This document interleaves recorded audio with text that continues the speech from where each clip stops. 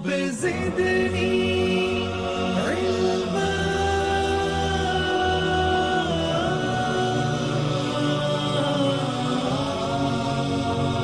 رب زدني علما.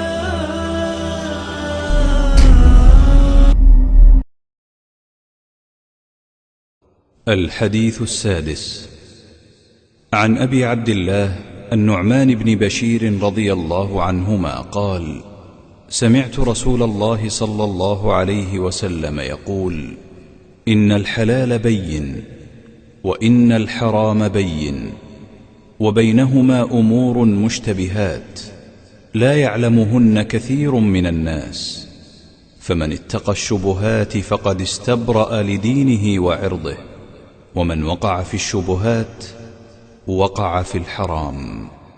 كالراعي يرعى حول الحمى يوشك أن يرتع فيه، ألا وإن لكل ملك حمى، ألا وإن حمى الله محارمه، ألا وإن في الجسد مضغة إذا صلحت صلح الجسد كله، وإذا فسدت فسد الجسد كله، ألا وهي القلب. رواه البخاري ومسلم. ابو عبداللہ نعمان بن بشیر رضی اللہ تعالیٰ عنہ کہتے ہیں: سمعت رسول اللہ صلی اللہ علیہ وسلم یقول: ان الحلال بین و ان الحرام بین. حلال اور حرام اکثر واضح ہیں. اللہ تعالیٰ نے احل اللہ البیع و حرم الربا، بیع کو حلال کیا ہے اور سود کو حرام کیا ہے. حرم علیکم المیتۃ والدم ولحم الخنزیر، اللہ نے حرام کے حرمت علیکم المیتۃ والدم ولحم الخنزیر وما اہل لغیر اللہ بھی. واضح طور پر اس کے بارے میں نام لے کر کے کہہ دیا گیا کہ یہ خنزیر کا گوشت حرام ہے، اس میں شبہ نہیں. اتنی واضح چیز میں اگر کوئی شبہ کرے تو پھر اس کے ایمان میں شبہ ہے. حلال بھی بہت سی چیزیں واضح ہیں، حرام بھی واضح ہیں. حلال اور حرام کے درمیان بہت سی چیزیں ایسی ہیں کہ جن میں ایک طرف سے دیکھو تو حلال ہونے کا شبہ، دوسری طرف سے دیکھو تو حرام ہونے کا شبہ ہے.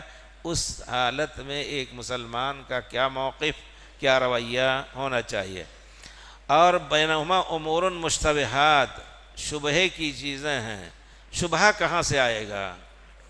اول تو اگر دلیل واضح ہے تو اس میں شبہ کرنے کی گنجائش ہی نہیں ہے. اگر کوئی شبہ کر رہا ہے تو غلط ہے.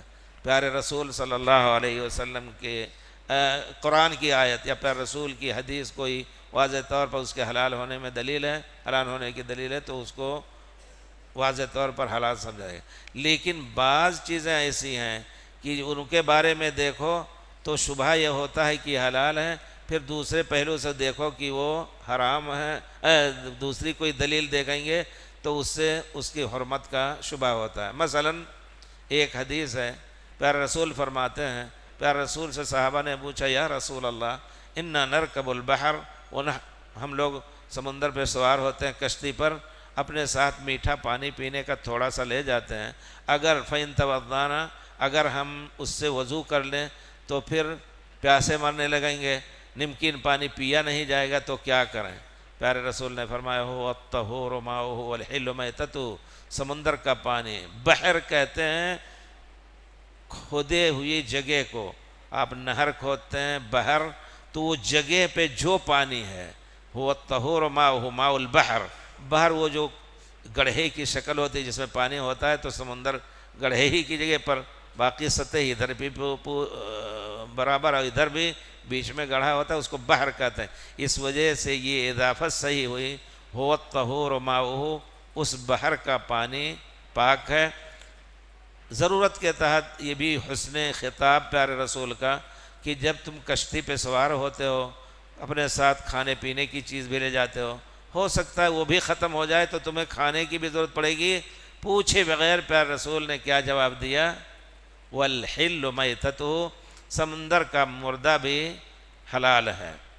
اس سے علماء نے استدلال کیا ہے کہ جو بھی چیز ملے، سانپ کی شکل کا ہو، خنزیر البحر بھی ہو سمندر کا، اور یہ کہتے ہیں، ہم نے تو خود دیکھا ہے گھوڑا، سمندری گھوڑا دیکھا ہے آپ لوگوں نے بھی، تو کہتے ہیں دنیا میں خشکی پر جتنی جانور ہیں ان کی مثیل پانی میں پائی جاتی ہے، ہاتھی ہوتا ہے، سب کچھ ہے، تو ہاتھی کا باہر کھانا حلال نہیں، لیکن پیارے رسول نے جب کہا کہ سمندر کے مردے کو کھانا حلال ہے تو اس سے ظاہر ہوتا ہے کہ ہاتھی کا بھی کھانا جائز ہے۔ کتا بھی اگر ملے سمندر کا، سمندری کتا، تو اس کا کھانا جائز ہوگا۔ امام ابن العربی عارضۃ الاحوذی شرح ترمذی میں لکھتے ہیں، شرح میں اس حدیث کی شرح میں کہتے ہیں اگر کوئی انسان بھی مل رہا ہے انسانی شکل کا اور وہ سمندر میں جی رہا ہے، اگر وہ پکڑیں آپ اس کو اور اپنا نسب نامہ حضرت آدم تک گنائے بھی اس کا کھانا جائز ہے، کیونکہ پیارے رسول نے فرمایا ہو الطہور ماؤ۔ اب یہاں ان کے نزدیک یہ دلیل گویا پیارے رسول کی کہ وہ اس کا سمندر کا مردہ حلال ہے۔ دوسری طرف ہم دیکھتے ہیں کہ یہ انسانی شکل کا ہے، شبہ ہوتا ہے کہ حرام نہ ہو، ایسے میں کیا موقف ہونا چاہیے؟ یہ ہونا چاہیے کہ اس سے پرہیز کریں۔ اللہ نے بہت کچھ دیا ہے، جا کر کے مچھلی کھاؤ، جا کر کے اور گوشت کھاؤ، سب کچھ کھاؤ، کیوں اسی کا کھانا رہ گیا ہے؟ نہیں۔ تو بینہما امور مشتبہات، دلیلیں کھینچ کر کے کبھی حلال کی طرف کسی چیز کو لاتی ہیں، کبھی حرام کی طرف، تو اس میں جرات نہیں کرنی چاہیے۔ تقوی، ہم لوگ مدینے میں پہلی مرتبہ جب پہنچے تو ہم قرآن پاک الحمدللہ پہلی صف میں مدینہ کی پرانی مسجد جو تھی اس میں بیٹھ کر کے یاد کرتے، کافی والد صاحب نے بڑی تاکید کی تھی۔ ایک بوڑھے تھے سفید بخاری، سرخ سفید، ہر وقت پڑھتے رہتے، تو جا رہے ہیں وضو کرنے، جوتا اٹھایا، پڑھتے جاتے، کسی سے بولتے نہیں تھے۔ اتفاق سے مولانا عبدالسلام صاحب جو جامعہ سلفیہ کے استاد تھے، ایک مرتبہ آئے، میں پڑھ رہا تھا تو کچھ باتیں کرنے لگے، تو بوڑھا ناراض ہو گیا بیچارہ، کہتا در در در در در در در در، شاید عربی نہیں جانتا تھا، مسجد ہے بولنا جائز نہیں ہے، تو انہوں نے کہا نہیں بولنا جائز ہے، عربی کمزور، کہتا ہے فتویٰ اور ہے تقویٰ اور ہے، یہ لفظ اس کا بھولتا نہیں ہوں، کہتا ہے فتویٰ اور چیز ہے لیکن تقویٰ کا تقاضا کچھ اور ہے۔ یہاں بھی اگر کوئی فتویٰ بھی دے رہا ہے کہ یہ جانور حلال ہے کھانا، لیکن ایسے میں جہاں شبہ ہو رہا ہے تو متقین کا شیوا یہ ہے کہ اس سے پرہیز کرتے ہیں۔ اللہ تعالیٰ نے، پیارے رسول نے فرمایا ان الحلال بین و ان الحرام بین بینہما امور مشتبہات، شبہ کی چیزیں ہیں، کبھی دیکھو تو حلال ظاہر ہوتی ہیں، کبھی دیکھو حرام، تو ایسے میں فمن اتقى الشبہات، مشتبہ چیزوں سے جنہوں نے تقوی اختیار کیا، فقد استبرأ لدینہ وعرضہ، اپنے دین اور اپنی آبرو کو اس نے بچا لیا۔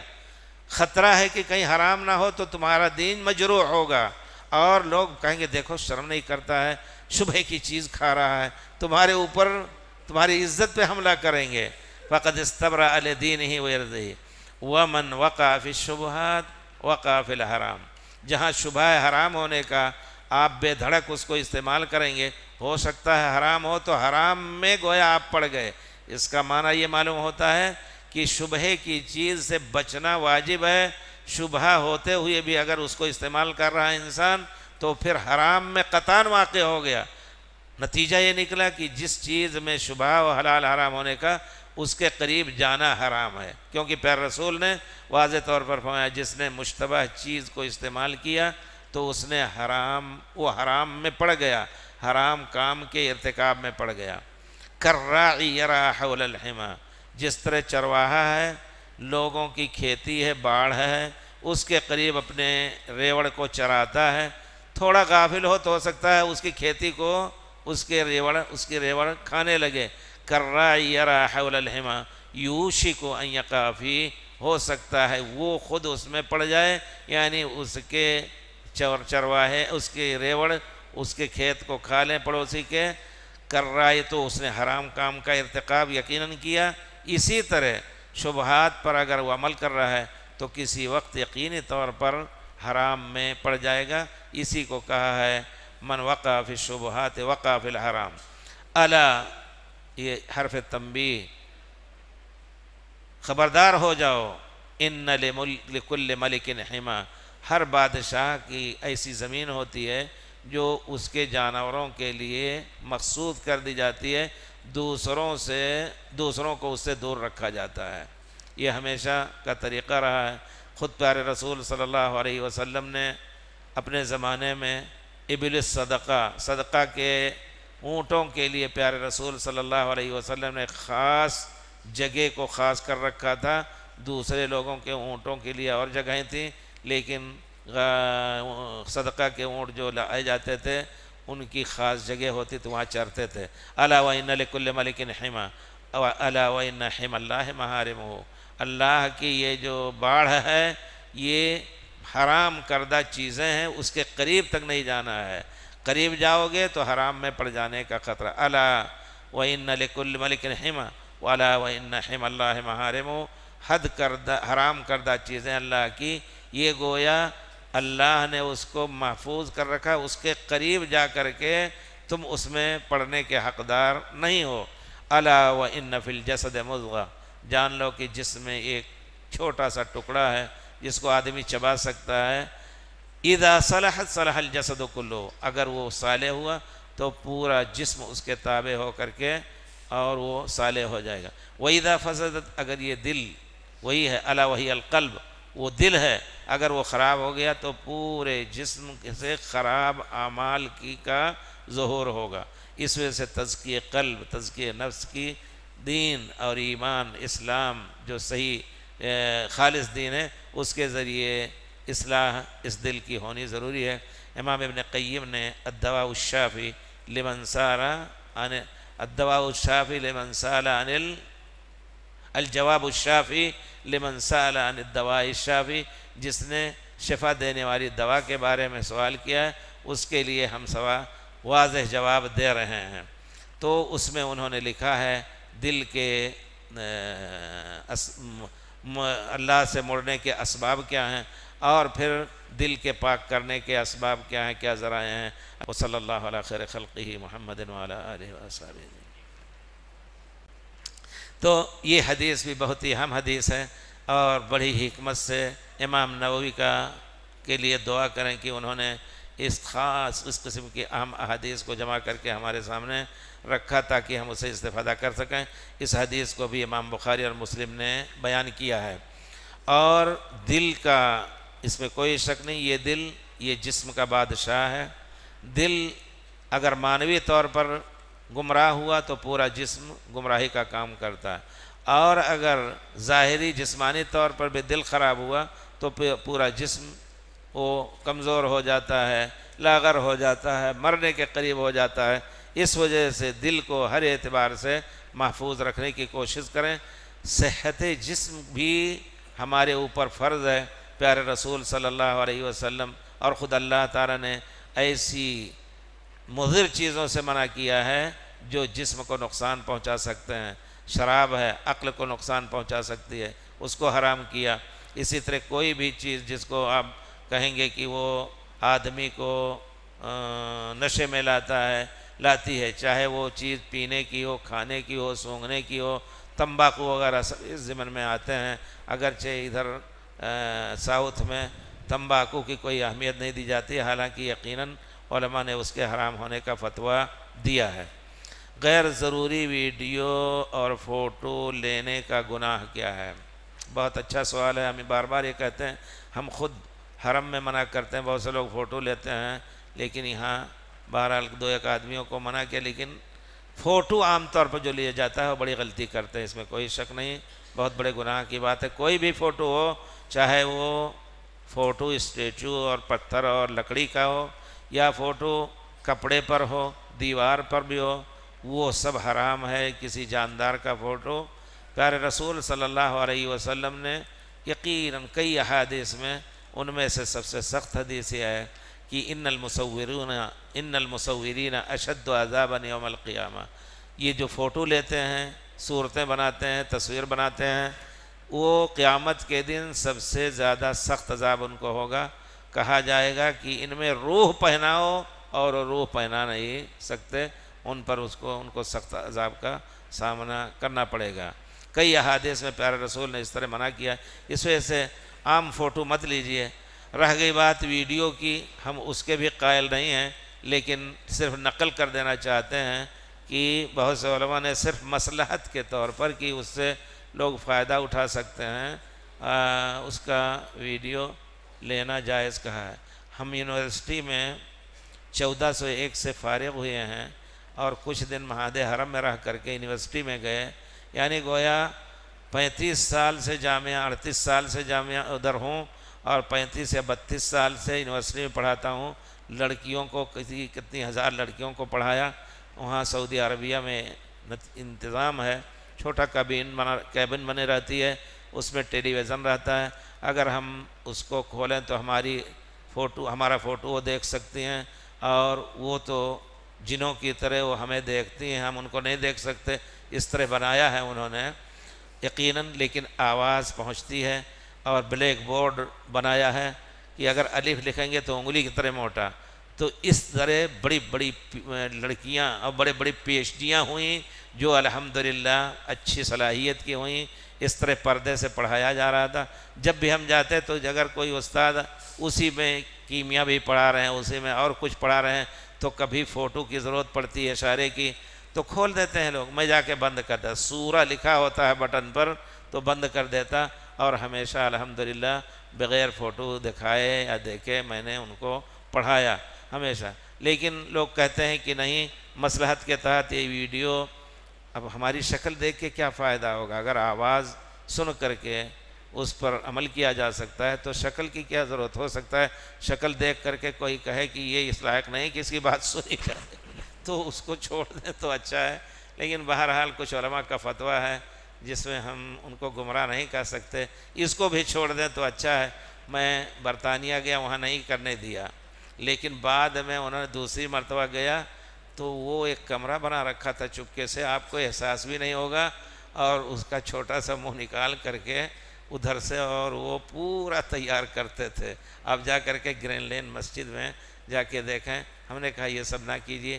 ایک بوڑھے تھے بہت ہی متمسک بالسنہ، وہ بھی بڑی سختی سے ان کا محاسبہ کرتے تھے۔ نہیں، سوالات زیادہ ہوں گے تو مشکل ہو جائے گا، دو ایک سوال کا جواب۔ ما هذه عقیدۃ القدریہ الجبریہ، بڑا مسئلہ ہو جائے گا۔ جب جان لیا ہے کہ کون جنتی ہے کون جہنمی ہے تو پھر لیبلوکم احسن عملا۔ بہت یہ اچھا سوال ہے کہ جب اللہ نے جان لیا ہے کہ یہ جنتی اور جہنمی اپنے علم میں، تو اللہ تعالیٰ تمہارا امتحان لینے کا کیا مقصد ہے؟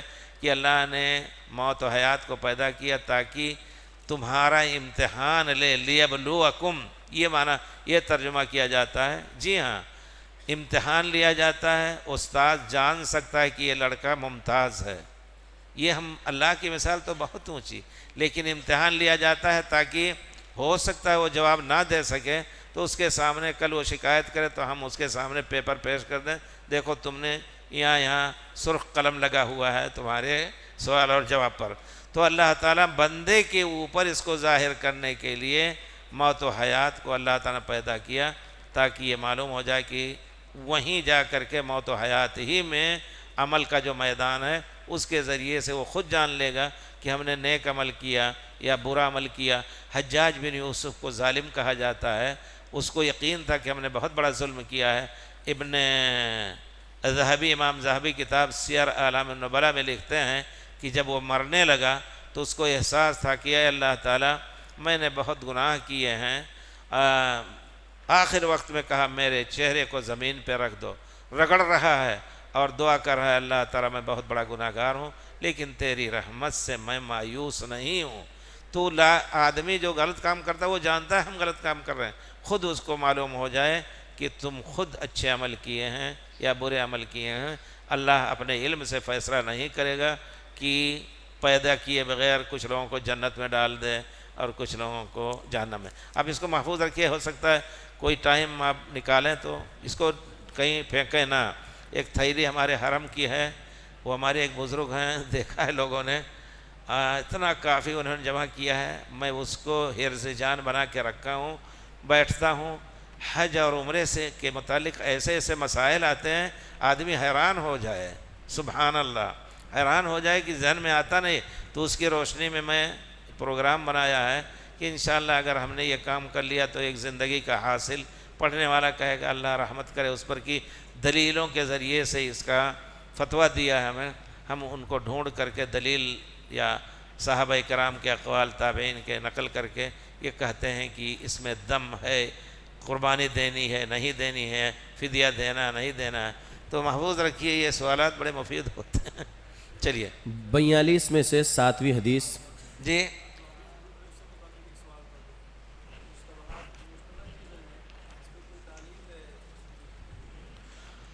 ہاں، یہ آپ نے جیسے آج کل نئے اکیڈمی بحث میں پی ایچ ڈی وغیرہ میں اس طرح کے موضوع کو لیا جا سکتا ہے، مشتبہات چیزوں کو تلاش کر کے آپ اس کو جمع کریں، ایک اچھی بحث بن سکتی ہے۔ بعض مرتبہ بڑی بحث نہیں بنتی تو کہا جاتا ہے ترقی لینے کے لیے، ہمارے یہاں پی ایچ ڈی سے فارغ ہوتا تو اسسٹنٹ پروفیسر، اس کے بعد استاد مشارک پروفیسر ہوا، پھر سینئر پروفیسر جو استاد آخر تک الحمدللہ، وہ سب مراحل ہم نے طے کیے سینئر پروفیسر کے۔ تو کہتے ہیں کہ نہیں، یہ ترقی کے لیے تم اس بحث کو لکھ ڈالو، جا کر کے مجلس علم میں داخل کیا جاتا ہے، پاس کرتے ہیں ہم، اس میں 2 سال تک کام ہمیں اس میں تھے مجلس علم میں، تو ہم دیکھتے تھے کہ یہ اس لائق ہے کہ اس کی بنا پر ان کو ترقی دیا جائے، 5-6 بحث، تو اس کو جمع کیا جا سکتا ہے۔ طلبہ لکھ لیں، جس کو اللہ تعالیٰ توفیق دے، کہ مشتبہات کے لفظ سے کمپیوٹر سے تلاش کیجئے اور اس کو پکڑ لیجئے۔ ایک نئی کتاب جس کا ہم نے خود اشارہ کیا، الحمدللہ وہ وجود میں آئی، علامہ البانی کے شاگردوں میں سے ہیں، کہ خلاف مروت حدیث شریف میں ہے، عدالت کی تعریف میں یہ ہے کہ وہ فسق کے کام سے اور خوارم المروہ سے بچے۔ خوارم المروہ کیا چیز ہے؟ جس سے مروت جو محدثین کے ہاں اس کے خلاف اگر کام کرے تو اس کی حدیث نہیں لی جائے گی۔ پوری ایک کتاب شاہ مشہور سلمان نے لکھ ڈالی، بہت ہی اہم کتاب ہے یقیناً۔ تو اس طرح کی چیزوں کو، چھوٹے چھوٹے بحث کو لوگوں کے سامنے لا کر کے اطمینان سے اس پہ حکم لگایا جا سکتا۔ تیار کیجئے، اللہ تعالیٰ توفیق دیتا ہو۔